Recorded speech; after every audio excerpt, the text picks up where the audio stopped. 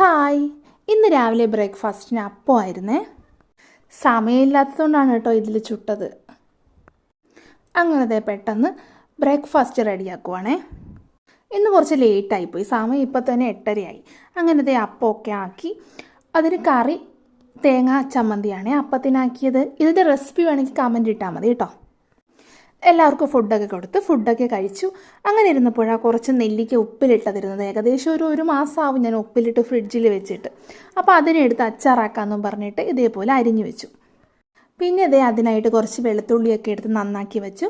പിന്നെ ഒരു ചട്ടി എടുത്തു, അതിൽ എണ്ണ ഒഴിച്ചു, കടുകിട്ടു. കടുക് നന്നായിട്ട് പൊട്ടി വരണേ. അങ്ങനത്തെ നന്നായിട്ട് പൊട്ടി വരുന്ന സമയത്ത് കറിവേപ്പിലയും ഇട്ടു. കറിവേപ്പില ഒന്ന് വാടി വന്നപ്പോൾ എടുത്തു വെച്ചിരുന്ന വെളുത്തുള്ളി പച്ചമുളകും കൂടി ഇട്ടിട്ട് നന്നായിട്ടൊന്ന് ഇളക്കി കൊടുക്കണേ. അത് നന്നായിട്ടൊന്ന് മൂത്ത് വരുന്ന സമയത്ത് നമുക്കിനി പൊടികളിടാം. അതിനായിട്ട് ആദ്യം ഞാൻ മുളക് പൊടിയാണ് ഇട്ടത്. ഈ മുളക് പൊടി നല്ല എരിവായതുകൊണ്ട് കുറച്ച് ഇട്ടിട്ടുള്ളൂ. ഇത് ഞങ്ങൾ തന്നെ മുളക് വാങ്ങി ഉണക്കി പൊടിച്ചെടുക്കുന്നതാണ്. പിന്നെ കുറച്ച് ഉലുവ ഇട്ടു, മഞ്ഞൾപ്പൊടി ഇട്ടു, എന്നിട്ട് നന്നായിട്ടത് മിക്സ് ചെയ്യണം.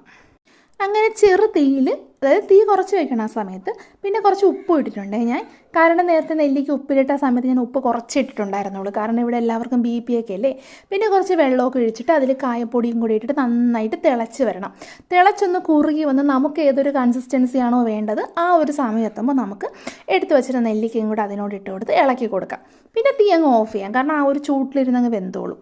അങ്ങനെ നമ്മുടെ നെല്ലിക്ക അച്ചാർ റെഡിയായി. അപ്പോൾ എല്ലാവർക്കും വീഡിയോ കണ്ടിട്ട് ഇഷ്ടമാവുകയാണെങ്കിൽ സബ്സ്ക്രൈബ് ചെയ്യാൻ മറക്കല്ലേ. ബൈ.